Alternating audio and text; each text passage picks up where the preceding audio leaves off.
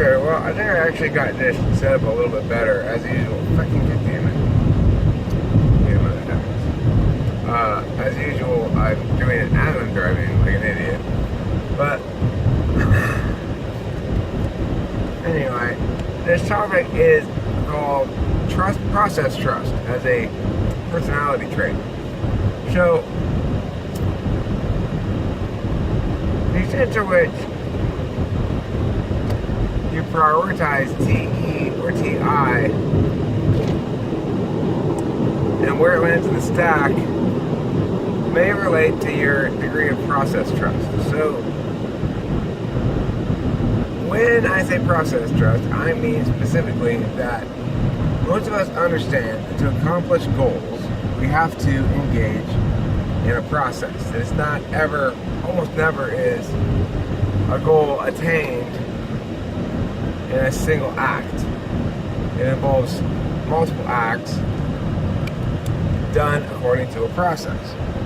Now, the thing is, for people with TI higher in the stack, I believe it's difficult to trust in the process. So,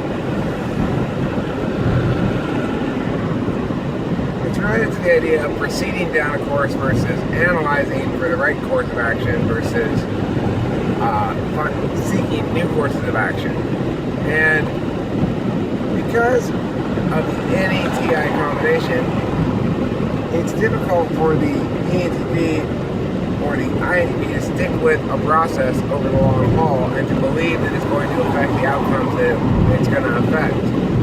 I first discovered that I didn't understand this and that I had a problem with understanding the way that human agency works when I started coaching debate, because I didn't understand, I had never learned to directly correlate my own actions with real world outcomes that were meaningful until then.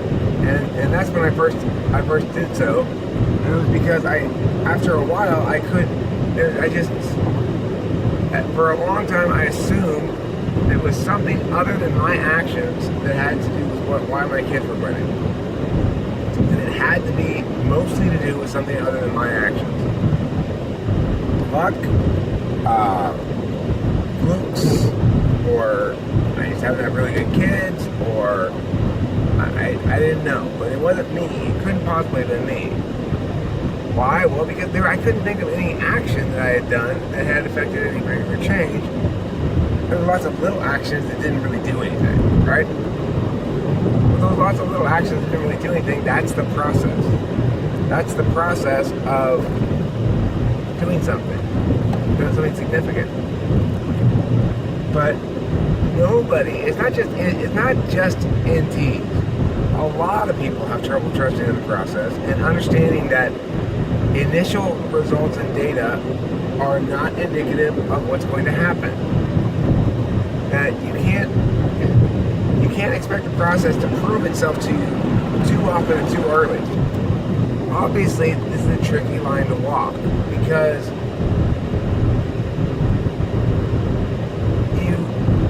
you want to make sure that as an NT, that if you're going to commit to a process that's going to be an involved long-term thing, you commit to the right process, right? You don't want to be, and what we end up doing is we end up selling our time to commit to other people's processes. That's what getting a job is. I will trust someone else's process, because that guarantees me a paycheck of a certain size. Well, I understand that that's necessary, and there's definitely value in that. So much value that most people in America prefer that route, and understandably, because it's secure, or comparatively secure, or feels secure. But regardless of entrepreneurship, whether you're talking about an entrepreneurship process, an artistic process, or anything else, the idea that we can come right out the gates and we want to focus on the parts of the process we want to focus on. So we think if we execute the artistic process properly, for example, that it's going to produce outcome of response proportional to its quality. But that's only one part of the process. And there's a lot of parts of the process of making stuff. And one big process is learning how to execute the process properly at increasing levels of sophistication. So you have to accept that you're going to, in the present, you're going to not be as good as you are in the future. So that you have to accept that the quality level of stuff is going to be less consistently high when you're at the beginning of a process than at the end of the process, or deep into a process. And this applies to YouTube videos, like I'm talking sort of vaguely about that, I guess, but it applies to anything, just like coaching, debate, or whatever it is you do, as a process that ideally grows things over time. The reason why people invest in stock market and such is that they think that process is the most proven, reliable, available process to grow wealth. And that if they engage in that process, and they can mechanize it too. They don't have to actually do the training themselves. They can buy into some sort of stock portfolio, or like some sort of, what are they called? Big investment fund type things, So, anyway, the point is that we have to learn to trust in the process. And that can be a challenge because, especially when we're younger, time is compressed. So that, or I guess time is decompressed, such that everything seems to take longer. An hour seems like a longer time to a kid than to an adult. Obviously, it's contextually specific. A fun hour is faster for both, but a slow hour is slower for both, but regardless, in both cases, the kid experiences it more slowly. Now, it's interesting to note that this procession of time moving by faster and faster in age makes it easier and easier to engage in process-driven things. At the same time, it makes it more difficult to be flexible in theory, right? You have more difficulty switching out of a process, making life changes, stuff like that. I think that's true for most types. I don't necessarily think it's true for the ENTP. It probably isn't true for the INTP either. I don't think that the NTPs ever are at risk for Alzheimer's disease, because probably the NFPs as well are not at risk for Alzheimer's disease, because we are constantly engaging new mental ideas and such. And those brain decay things correlate with mental ruts, mental habits. So that's my belief on it anyway. I'm sure there are certain kinds of dementia that are not subject to this rule, but that's my theory on Alzheimer's. So,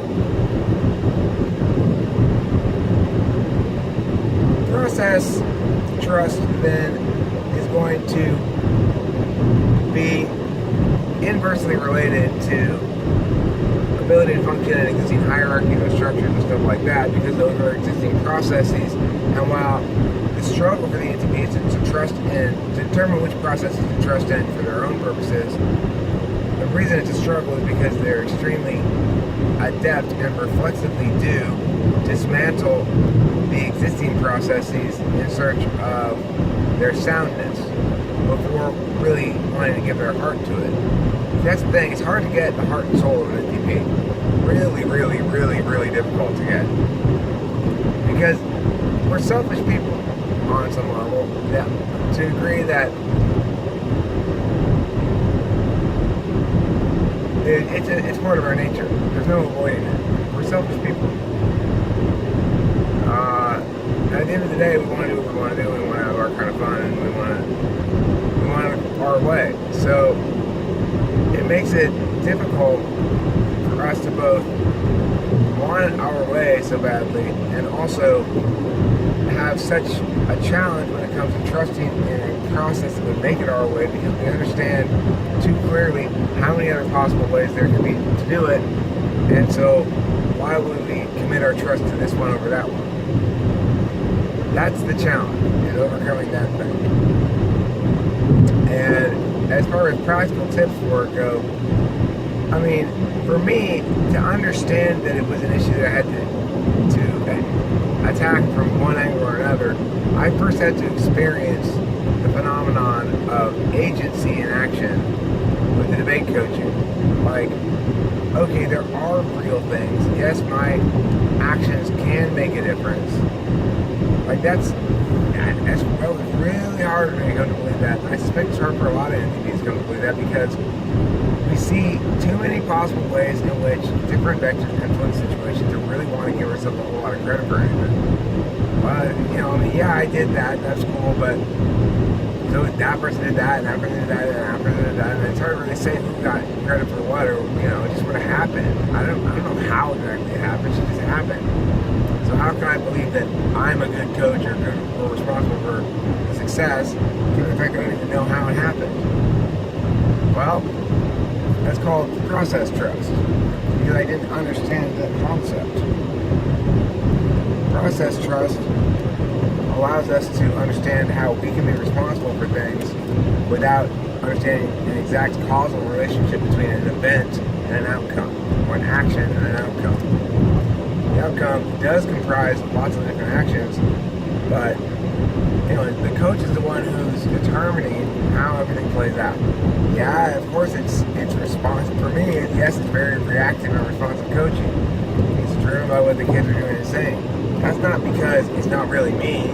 That's because it's the process of assessing, adapting, and being good at that process is the same thing as being good at coaching.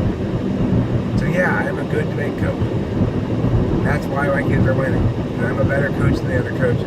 This is a mental process I had to go through at some point. And eventually I believed it. But it was only through the evidence of it pounding me in the face. So, trust yourself. If you think you got a pretty strong feeling that you're good at something, or that something you've done is good, trust that. Don't sit there, but trust it. Don't be dissuaded. Don't be afraid. That's what the bad guys will.